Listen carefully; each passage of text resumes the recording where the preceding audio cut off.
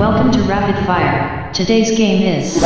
Yeti Mountain hit up the Commodore 64 in January 2024, published by Protovision, and has been a long in the making project and another high-quality, larger-in-scale production with multiple gameplay styles and a fun story to get behind. But before we dive deeper into it, I was fortunate enough to speak to two key members of the team about the making of the game, and I'll let them introduce themselves. My name is Russell Mills, and I'm the coder for Yeti Mountain. My name is Louis Domovsky, and I'm responsible for Yeti Mountain's story concept. I also work with Russell in coming up with the various gameplay designs within Yeti Mountain. The game puts you in the shoes of a guy who has gone to a ski resort below Yeti Mountain to try and find his friend Chris, who has mysteriously gone missing, and maybe even unfold whether the mythical Yeti exists as well. The game didn't always have a plot or even multiple gameplay styles. It was in its original form much more basic, but I'll let the team explain. It all started with a desire to recreate Microsoft's Ski Free. But when Russell decided he wanted to add some sort of story mode,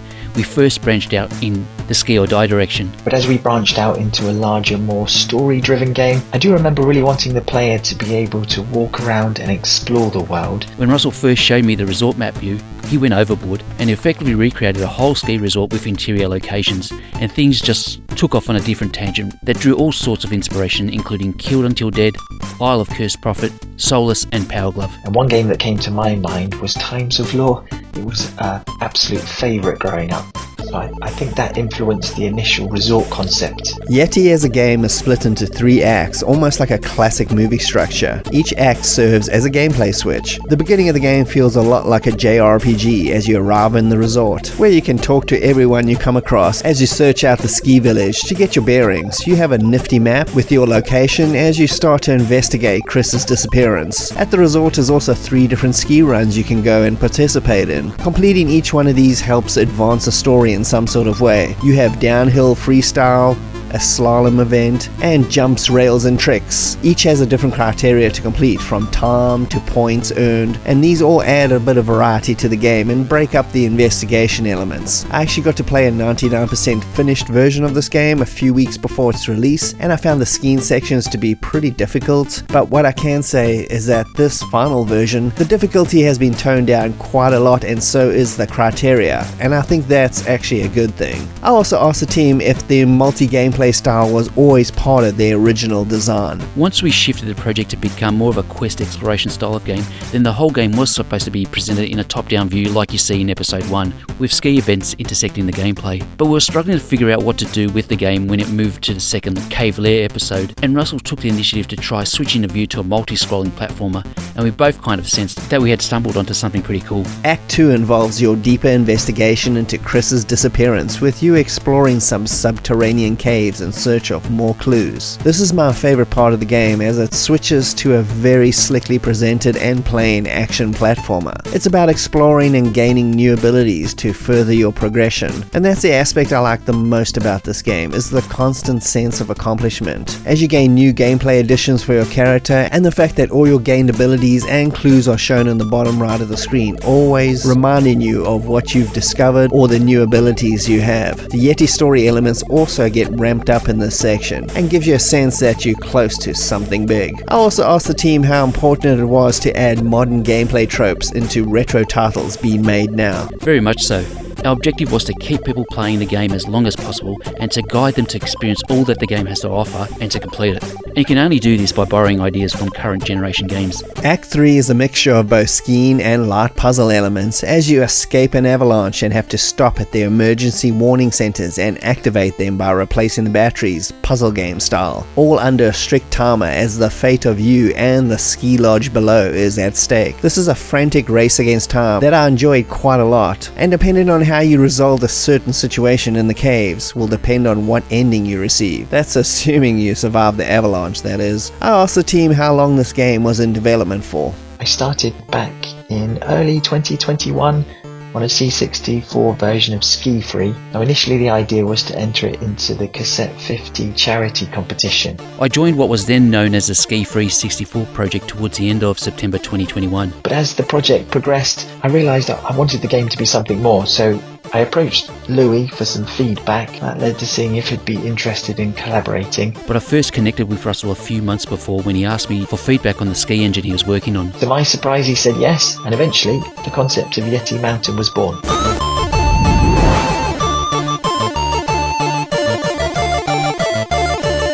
The graphics and sound are very good, with the graphics being detailed and smooth, with great portrait shots of the characters, and elaborate story cutscenes which boost their overall quality, and has a very nice subtle soundtrack in a soul-cross manner, complementing the atmosphere, but not taking away your attention from the gameplay. I asked the guys about some of the other team members working on the project. Can you believe that this is Russell's first full-size C64 game? He's such an impressive coder and a great person to collaborate with. We came up with so many good and not so good ideas together, and all times it felt like we were in sync. Yeti Mountain is also Rolly's debut C64 project, and I loved his enthusiasm for what we were doing. It certainly shows in the SID music he produced for us, and he greatly impressed me as a music composer. Monty Boy joined the project much later on. I was sensing that Russell was feeling the burden of doing all the graphics for the cutscenes we had planned, and it just happened that around this time, during his interview on Hands On Gaming Podcast, Monty revealed that pixel art was his first passion. I approached him about joining the team, and thank God he agreed. His graphical output elevated the whole project to a AAA level, as far as I'm concerned. An incredibly talented bunch of guys that it's been a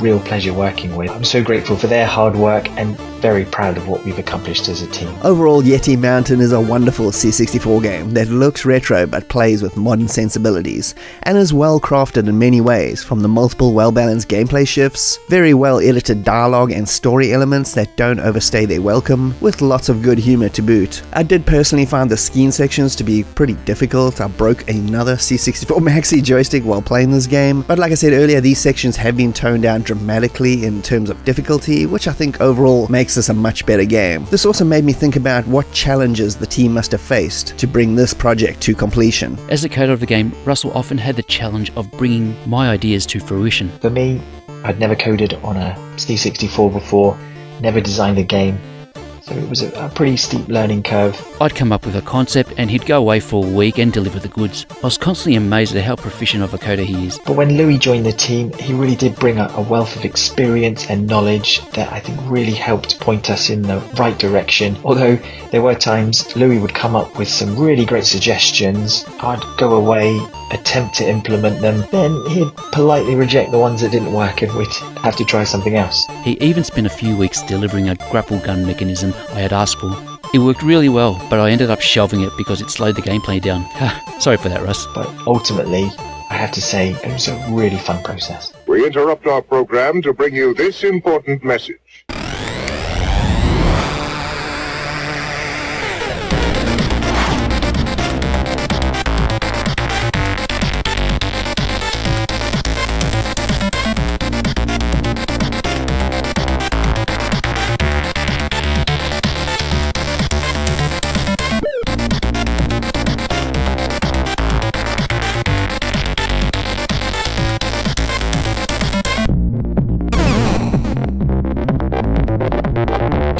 The game is available from Protovision as a digital download for use on VAS, the Mini, Maxi and original hardware, and is both NTSC and PAL compatible, so just check the links in the video description to download the game. A physical version will be available later in 2024, so keep checking Protovision for more details. And a question I always like to pose to every C64 developer I interview is what drives them to make modern games on the limited C64 in the modern age? Well, it's a machine that's held a special place in many young people's hearts, and I'm certainly no exception.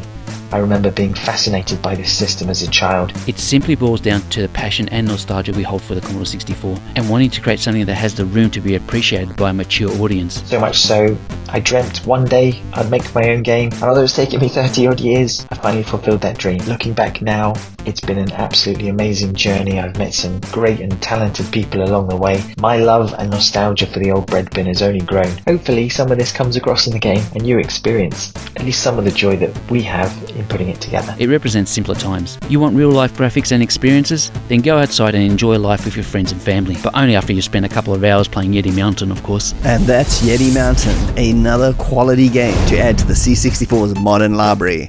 Enjoy.